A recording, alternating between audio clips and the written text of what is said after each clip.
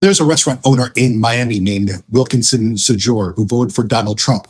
And now he regrets it, not because of a change of heart on social media, but because he watched immigration enforcement ripple through his Haitian community and his own businesses in a way he didn't expect. And that reversal immediately raises a deeper question that goes far beyond one man or one election. What is the value of a human being? That sounds like an easy philosophical question until politics get involved. Because we love talking about immigrants in economic terms. Are they productive? Do they work? Do they pay taxes? Do they contribute? And notice what we're doing. We're asking them to justify their humanity through their usefulness. Carlos Bulosan wrote about this almost a century ago in America's in the Heart.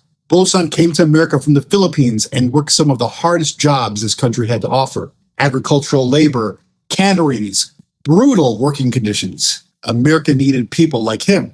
But needing someone's labor and respecting that person's humanity turned out to be two very different things. And that's the contradiction I keep seeing today. Our economy depends heavily on immigrant labor, while our politics periodically decides that the immigrants themselves are the problem. We want the cook. We want the farm worker. We want the construction worker. We want the caregiver. We want the person cleaning the hotel room. We want the work. We're just not always so sure we want the worker. And this is where I have a serious problem with ICE.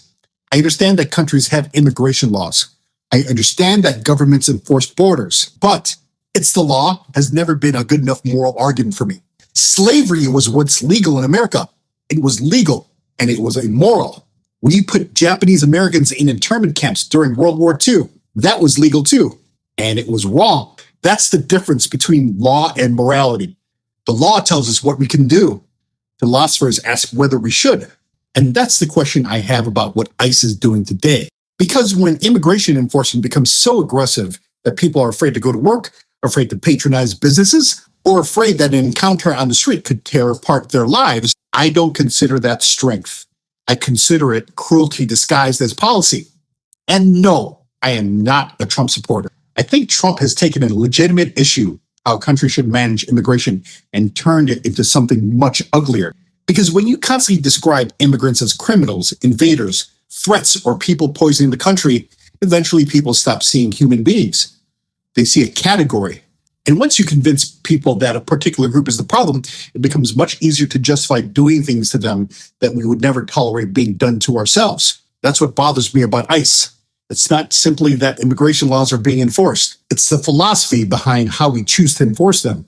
Because a society eventually becomes whatever it repeatedly practices. If we practice suspicion, humiliation, fear, and indifference toward vulnerable people long enough, eventually those things start defining us. And that brings me back to Carlos Bulosan. Despite everything he experienced, Bulosan still believed in the promise of America. And I think there's something incredibly powerful about that, because believing in America doesn't require believing America is always right. Sometimes patriotism means looking directly at what your country is doing wrong and demanding that it become worthy of the ideals it keeps claiming to represent.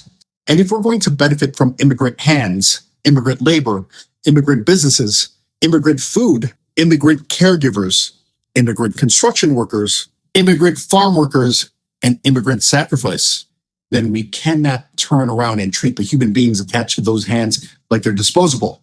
Because human dignity isn't something you earn by being useful to us. It isn't something citizenship magically creates, and it isn't something that the government gets to hand out. It belongs to you because you're human. And maybe that's the part of American history we're supposed to learn from. Not that we've always gotten it right. We haven't. But that every generation eventually has to decide what kind of country it wants to leave behind. Our parents and grandparents had their moment. Now we have ours. And years from now, when our children look back at what happened during our time, they're going to know what we did. They're going to know what we defended. They're going to know what we ignored. And they're going to know what we were willing to stand against. So I want to ask you something.